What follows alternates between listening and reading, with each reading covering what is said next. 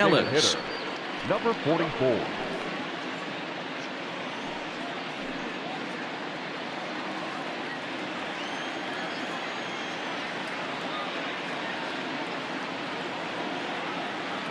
Pitch on the way. Bounce to the right into the loaded up infield. Scooped up. And there's one away. Now batting, center fielder, Randall Grichuk at the plate now. He was a ground out victim last time up.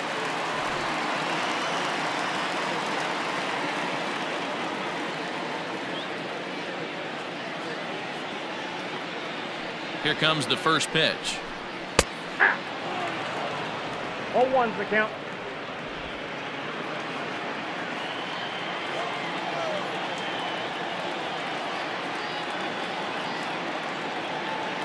The windup and the 0-1.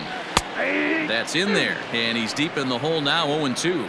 Perez is among a dying breed, those lefty specialists whose roles are changing with the new rules around reliever usage.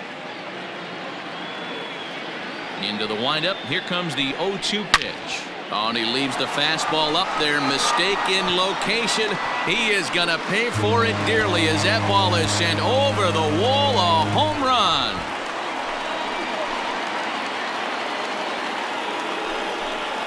Randall Grichuk leaves the yard with a solo shot as the Blue Jays have opened it up further now, 4-0.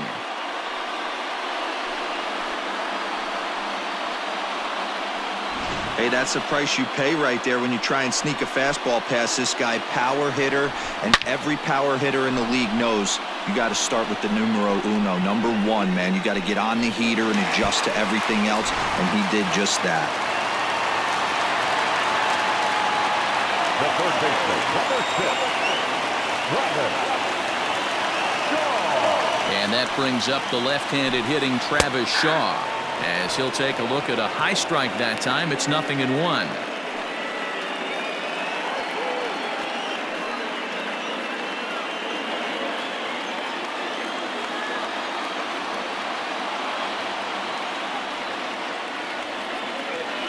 And now a pitch on the way.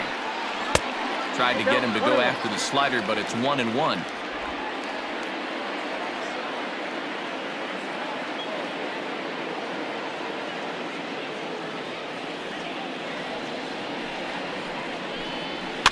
Can't keep the weight back, and he falls behind 1-2.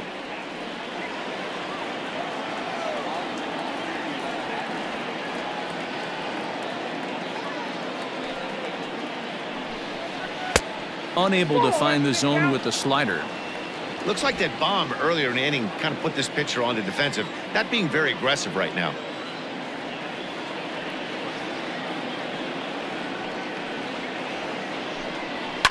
And he fouls this one off.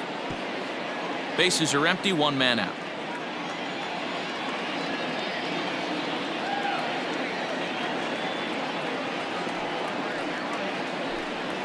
Got him, and he goes down on strikes for the third time. Classic slider down and away for the strikeout there. Not a whole lot to say about that pitch that hasn't been said a million times already. That's just a real tough pitch for a hitter to pick up out of a pitcher's hand, so they end up chasing when they're in protect mode.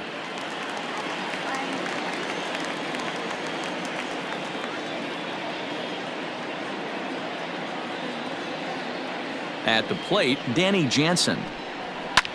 Popped him up. Lindor will put this one away, and the side is retired. Jays add one more on the solo home run. We're through 7 this afternoon. Jays out in front here, 4-zip.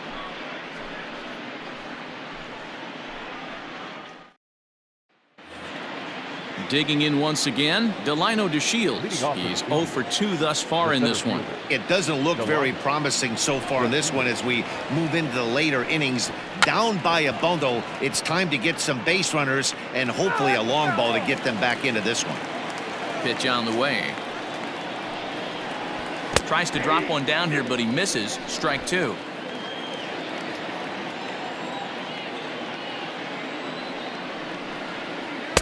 Off the outside that time as the breaking ball can't catch the zone.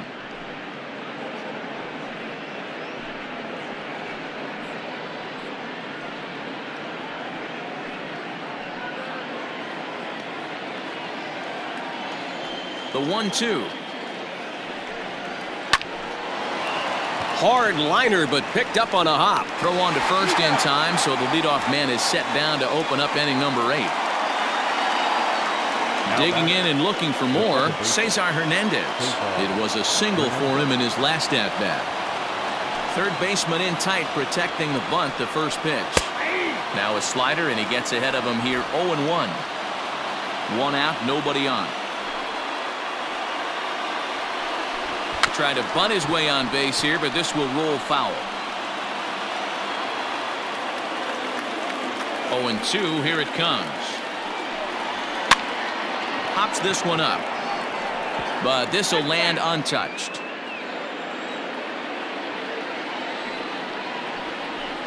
Liner toward right center. But sadly for him, this will head straight to the center fielder as he puts it away without much trouble for the second out.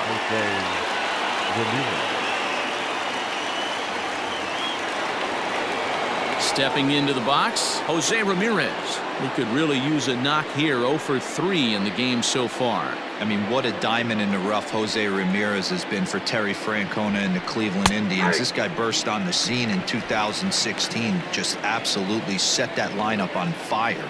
They were looking for a guy to bail out Michael Brantley, and the production they would miss from him in the lineup, and Jose Ramirez filled that admirably. On its way, the 0-1 pitch. I got 1 ball, 1 strike.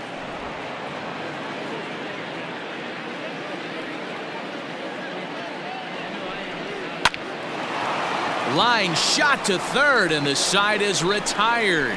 Indians go down 1-2-3. They're down 4-0.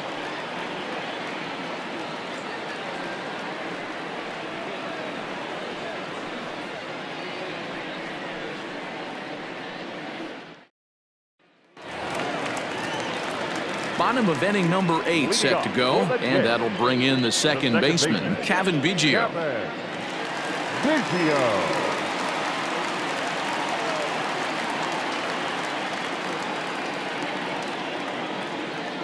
Ready with the first pitch. Here it comes. 0-1.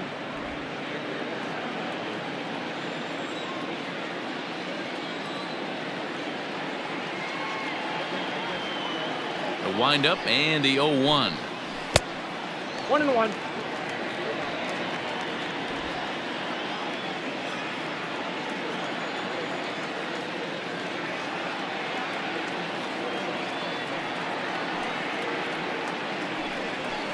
Lifted the other way to left center. Naylor comes on and makes the catch in shallow left for out number 1. Settling in now, Bo Bichette, and he's coming off a 2-run homer his last time around.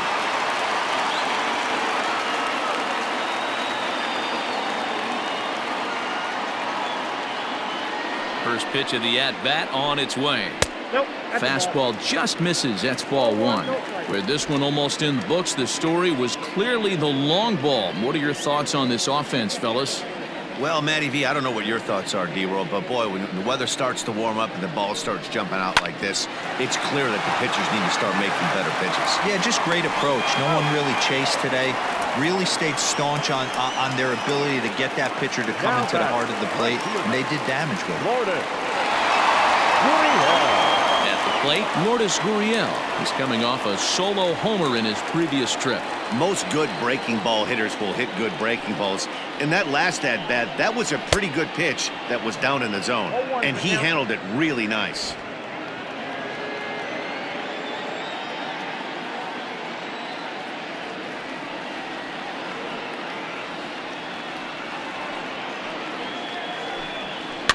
And it's fouled away.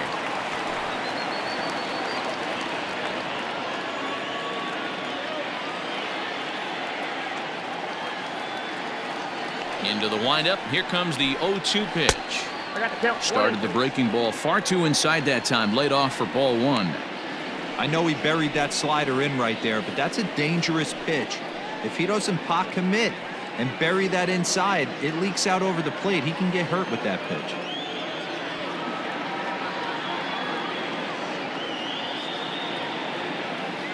The 1-2 is swung on and missed. Strike 3. 1-2-3 go the Blue Jays, but they're in front 4-0.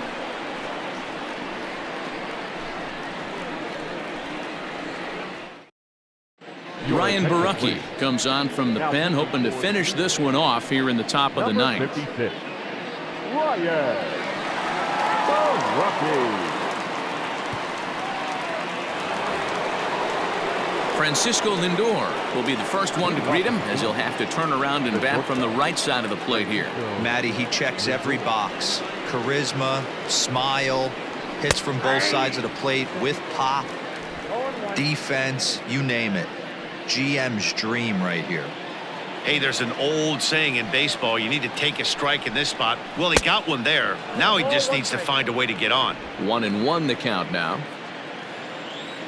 The pitch.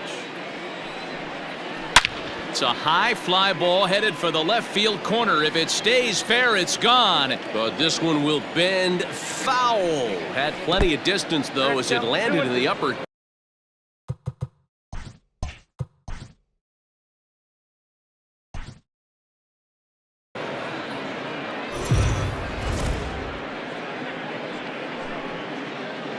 Afternoon baseball here on the show. Today we've got a good matchup ahead between the Cleveland Indians and the Toronto Blue Jays. It's baseball on the show, and it's coming up next.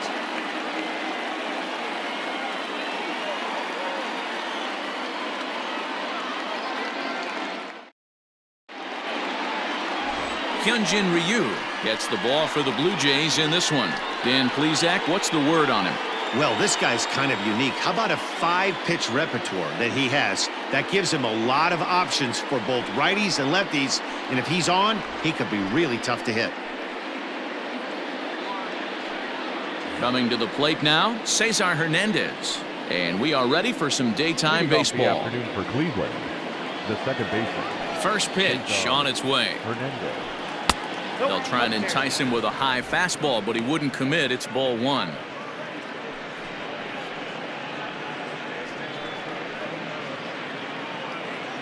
First pitch, 1 o'clock.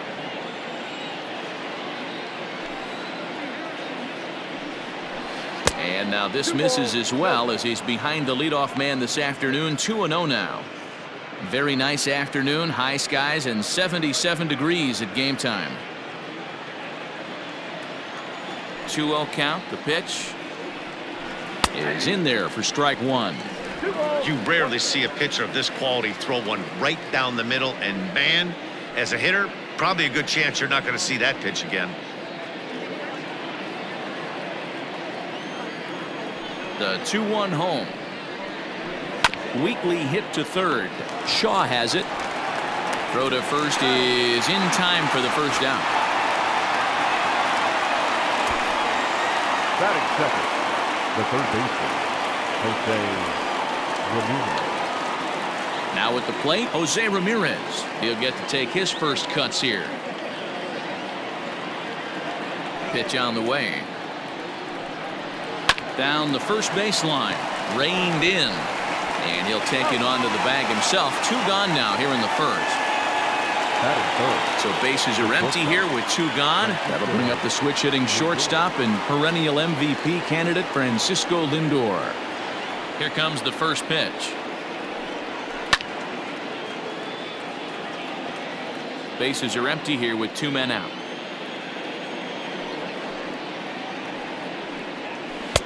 And 1-1 as this one's in on the hands. Lindor, who fittingly goes by Mr. Smiles sometimes. He was a first-round pick back in 2011. Yeah, Matty, they certainly got it right when they drafted this guy. He has turned himself into an absolute superstar. Everybody knows this guy's name, and kids are buying his jerseys. So let's take a peek at the umpiring crew in this one. Behind the plate is Ricky Holiday. Yeah, Dan, we got Ricky Holiday behind the dish tonight. I can't figure his zone out. He doesn't favor the hitter or the pitcher and can be a little too inconsistent at times. D-Row, you hit the nail right on the head. I think one of the things we're looking for a consistent zone. If it's a tight zone, it's a high zone. Have the same zone. His zone fluctuates.